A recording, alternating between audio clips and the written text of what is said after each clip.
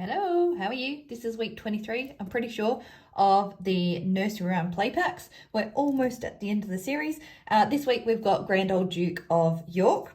So to start with, I'll just run through the activities and then I will do it in fast forward and then come back at the end. So we've got our 10 little soldiers here. Now on each one, they've got the matching number of buttons on their hat. So 1 through to 10. Now I was supposed to have pegs. I don't have any, not that can be used for this activity, other than little tiny ones. So I'm going to try them. Otherwise, if they fail, I will use paper clips. I'll make that work. So this one, we're going to peg the soldiers in order from smallest number to largest number. So 1 to 10 onto the hill. Then we've got a prepositions activity. Shift him. So this one we're going to cut along the slits. So our soldier is going to be up the top of the hill, halfway down the hill and down the hill. So we can match this as we sing the rhyme. Then we've got a patterns activity. So we just need to colour this in or do the pattern to match the top half. So for this one, we're going to continue the solid lines. This one will continue the thin zigzag lines. This one is a growing pattern, or rather a shrinking one. So we've got 5, 4, 3, then we'll do 2 dots, which will go this end because we've kept it 9 and then 1. Then this one, we've got the stripes, but they're thinner stripes than this one here. And this one, we've got the red and black stripes, so we'll continue that through. The learning patterns, although it looks simple, is a really good activity for predicting. It's a really good life skill one. For having a think about what is going on and then what could happen next. Yeah. Then we've got biggest to smallest. So we've got our 5 tin soldiers here. Now we're going to, if I muddle them up, again, you'll see this in fast forward anyway. This one's a good cut and paste activity. So using that bilateral coordination and fine motor skills. So each one will fit in his box. There you go. We'll paste that down when I do it properly. And then this one, we're going to put cotton balls on the hats, and then I'm going to glue them on and then dab them with paint. So they got their black fluffy soldier hats.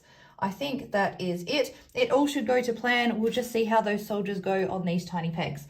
I will be back soon. This is really not going how I thought it would in my head. This doesn't happen often. Super messy. Now, I think it's because I'm using acrylic paint, not poster paint. So a poster paint or a watercolor paint is going to be, I'm pretty sure acrylic's still water-based. You can mix it with water to thin it down. But the poster paints and the watercolors have a lot more water in them and would soak into the cotton balls. Because this is not soaking and, well, it's sensory play if nothing else. But I've started now, so I don't want to finish it with a different one. I know watercolor will work well.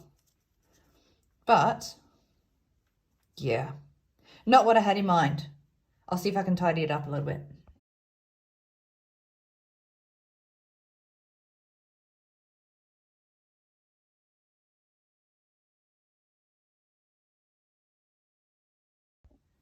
It's getting a bit better now that I've thinned out the paint. So that would be a note to pay attention to when you do it.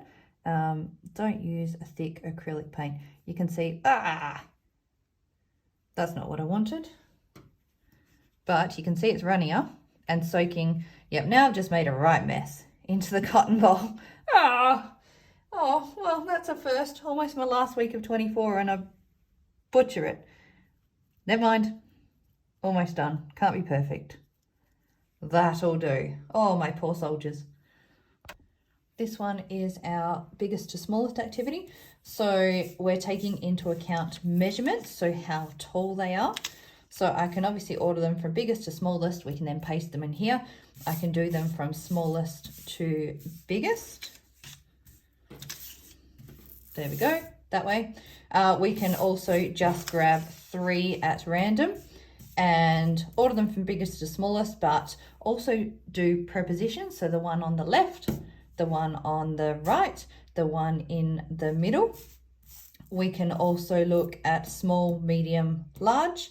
What else? Small, shortest, tallest. We don't really have a word for the middle one.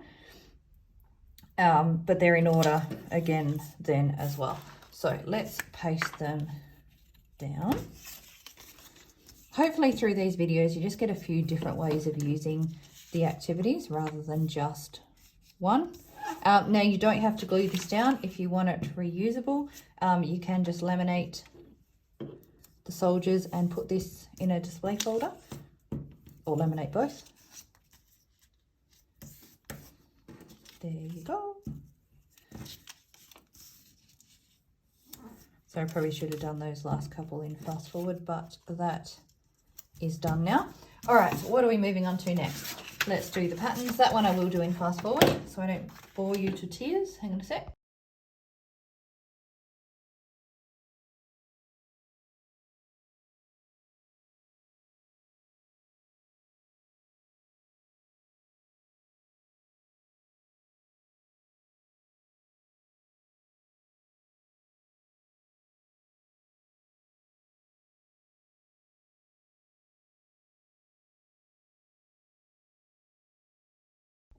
This one you can use as you sing the rhyme. So, oh, the grand old Duke of York, he had 10,000 men. He marched them up to the top of the hill and he marched them down again. Oh, I've got to go faster. And when they were up, they were up. And when they were down, they were down. And when they were only halfway up, they were neither up nor down. There you go. Works on coordination as well. Not one of my stronger talents. All right, hang on. Let's go to the next one, which will be our little peg soldiers.